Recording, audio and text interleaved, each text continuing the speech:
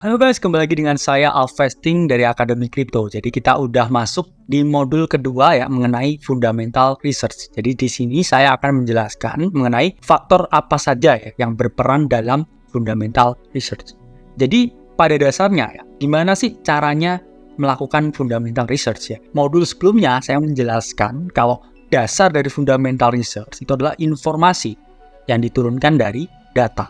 Dan di sini ya ada beberapa informasi itu yang harus teman-teman olah dan kelola untuk menjadikan suatu dasar ya fundamental research yang solid, yaitu adalah satu, tokenomics, kedua, developer, dan juga ketiga adalah community. Oke? Jadi apa itu tokenomics? Tokenomics stand for token economy atau run ya, langsung secara token itu untuk apa ya? Nilai intrinsiknya, sehingga sangat mempengaruhi dari permintaan dan penawaran token tersebut. Karena tokenomics ini adalah copy paste atau perwujudan nilai intrinsik dari suatu project. Jadi kalau tokenomicnya buruk ya, it means dia intrinsiknya juga buruk, berarti value-nya juga buruk, sehingga nggak pantas untuk dibeli secara fundamental.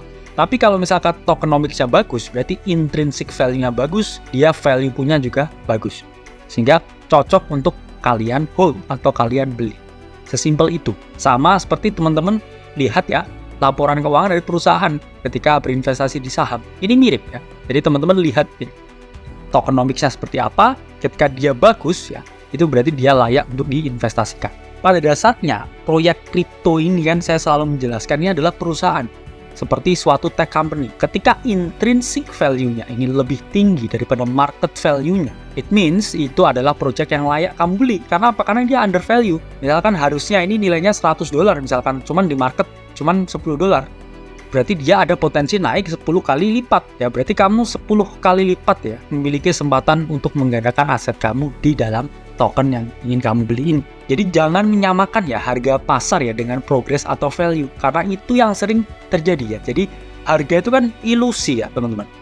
Jadi teman-teman panik nih ya lihat harganya Ethereum ya terus turun ya selama bear market ya, terus turun. Tapi kalau kita lihat secara progress, secara value ya, Ethereum itu sejajar ya teman-teman dengan top tech company ya. Jadi revenue-nya Ethereum selama 7 tahun terakhir itu sama ya dengan revenue-nya Meta, sama dengan revenue-nya Zoom, sama dengan revenue-nya Microsoft, sama dengan revenue-nya Adobe dan berbagai perusahaan elit lainnya.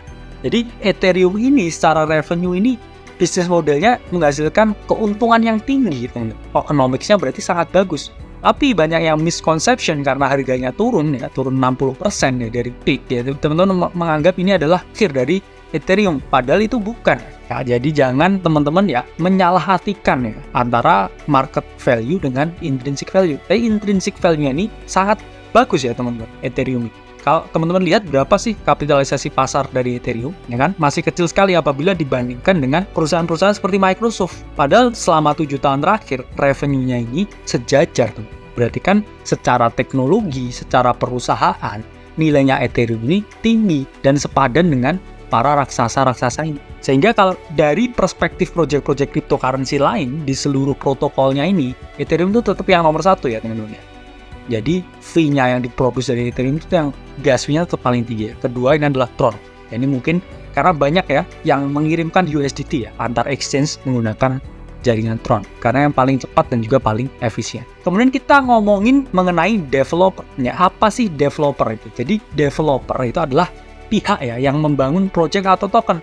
Jadi mereka buildernya, istilahnya rumah ini mereka kulinya, mandornya ya. Mereka yang nge-arsitekin project ini sampai jadi. Bahkan di era modern ini ya, developer itu bukan hanya membangun rumah, tapi mereka juga nge-marketingin project ini. Jadi ada fungsi marketingnya juga di sana ya. Sehingga teman-teman di dalam crypto space itu ada 2 jenis developer. Pertama, developer yang anonim. Kedua, developer yang dox. Ya, anonim ini developer yang nggak tahu siapa yang nge-develop. Contohnya anonim siapa ya? Shiba Inu. Tahunya si Satoshi ya, tapi mereka kan nggak tahu ya. Kemudian developernya PP ya, itu kan juga masih anonim. Bahkan developernya Bitcoin yaitu Satoshi Nakamoto itu kan juga tidak diketahui secara pasti identitasnya ya. Tapi yang kedua ini ya, yang dox dev ini itu developer yang secara terang-terangan ya, saya adalah founder dari project ini. Jadi secara psikologis lebih nyaman mana ya? Sebenarnya lebih nyaman ketika developer ini docs. Namun ya banyak project juga ya yang bagus itu developernya juga anonim ya. Karena konsensus utama di kripto yaitu adalah self custody dan juga kedua adalah anonymous. Sebenarnya anonymous itu nggak ada yang salah ya di market cryptocurrency karena itu adalah hak bagi setiap pelaku di industri Web3. Oke.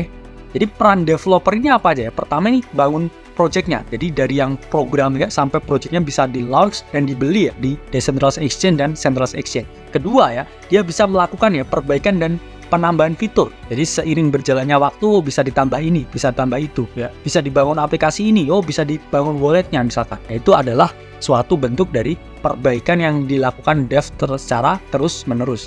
Kemudian 3 ya, memastikan project ini aman ya dari serangan cybersecurity. Karena sering sekali ya teman-teman project ini kena hack karena mereka hacker ini bisa exploit sistem yang mungkin masih bisa ya mereka masuki. Sehingga penting sekali ya developer ini memastikan project ini aman dari serangan cyber. Kemudian keempat ya, memastikan keberlangsungan komunitas dan marketing. Jadi yang jadi lem ya untuk komunitas ini stay strong together itu adalah developer. Ya, sehingga developer punya peran kunci dalam kegiatan marketing. Kita ngomongin community. Jadi apa itu community ya? Community atau komunitas yaitu merupakan mereka ya yang berinvestasi secara langsung maupun nggak langsung dan juga terus mendukung ya keberlangsungan project ini ya. Jadi community itu orang-orang yang setiap hari di Telegram ya, nongkrong di Telegram terus, nongkrong di Discord terus. Padahal mungkin dia juga nggak banyak belinya, tapi setiap hari ya engage terus ya, chat terus ya di situ. Itu adalah community member. Mereka tuh loyal ya. Tipikalnya loyal apa? Jadi ketika ada yang nyerang project mereka di Twitter, habis ya. Mereka pasti bela mati-matian. Itu adalah fungsinya dari community. Mengapa community itu penting ya teman-teman? Satu, community itu jadi buzzer alami. Jadi ketika mereka udah beli, kan mereka sealing ya backs mereka di Twitter. Jadi mereka karena berinvestasi nih, jadi mereka anonim ya di Twitter juga ikut ya mempromo projectnya tuh setiap hari. Jadi itu adalah buzzer yang gratis. Ya semakin banyak buzzernya berarti kan marketing gratisnya semakin banyak. Ya semakin banyak yang promosi. Kedua ya, kemungkinan mereka itu mengajak member baru ya untuk berinvestasi ya. Jadi menggerakkan harga juga secara langsung. Dan ketiga ya, community merupakan ya pihak yang terus mengawal developer ini punya project. Jadi misalkan meleset jadwal ya di roadmap-nya ini, community ini yang teriak-teriak ya, yang selalu bilang dev di mana kok seperti ini, dev kok ini kurang seperti ini, dev harusnya kita seperti ini. Itu adalah fungsi dari community, mengawal developer. Kemudian ada berbagai macam-macam ya community di kripto ya. Kalau Bitcoinnya namanya Bitcoiner ya, atau bisa juga namanya komunitas The Laser Eyes ya, itu di Bitcoin.